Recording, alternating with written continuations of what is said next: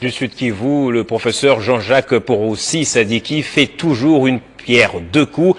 La semaine écoulée, il était sur tous les fronts pour s'enquérir des réalités locales et recueillir les attentes de la population, qu'il s'agisse de sécurité ou de questions sociales. Jean-Jacques Poroussi affirme sa proximité avec les citoyens conformément à la vision du chef de l'État. Le vendredi a été une journée marathonienne pour le professeur Jean-Jacques Poroussi Sadiki, gouverneur du Sud Kivu, qui a participé à l'atelier de restitution et de validation des réalisations de l'agenda de la transformation agricole ATA RDC. Après avoir suivi différentes présentations, le gouverneur a remercié le président de la République Félix Tshisekedi, initiateur de plusieurs projets dans les secteurs agricoles afin de faire de l'agriculture un levier de développement. Comme vous le savez, la résistance se présente en deux formats.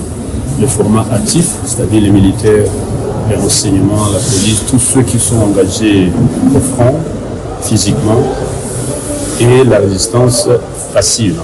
Et cette résistance passive, c'est l'économie, c'est l'agriculture, l'élevage, la pêche, le commerce, ainsi de suite. Le même vendredi, l'infatigable Jean-Jacques Poroussi a pris part au café de presse organisé par l'Union nationale de la presse du Congo, section d'Uvira, où les journalistes ont été outillés sur les projets de facilitation du commerce et intégration dans la région des Grands Lacs, un projet du gouvernement congolais financé par la Banque mondiale et dont la province du Sud Kivu est bénéficiaire. En sa qualité de président du comité technique provincial de ces projets, il a donné des explications claires sur ces projets pour lesquels il a remercié le commandant suprême des forces armées qui a choisi sa province pour bénéficier de ces infrastructures. Le gouverneur a exhorté les journalistes d'être des patriotes et éviter les rumeurs et la propagation des fausses informations créées par l'ennemi pour déstabiliser le pays. Après ces activités, le gouverneur de province a effectué une visite éclair aux différents bureaux de l'État, dont la mairie d'Uvira et la police nationale congolaise ville d'Uvira, avant de s'imprégner de la situation des policiers déplacés qui vivent aux alentours de la mairie d'Uvira. Un homme de terrain, Jean-Jacques Poroussi Sadiki,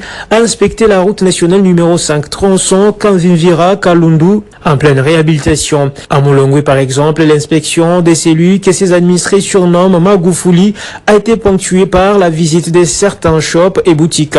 Bien qu'il voulait aussi se procurer quelques produits, le gouverneur a été surpris par des foules qui manifestaient leur joie d'être avec leur gouverneur.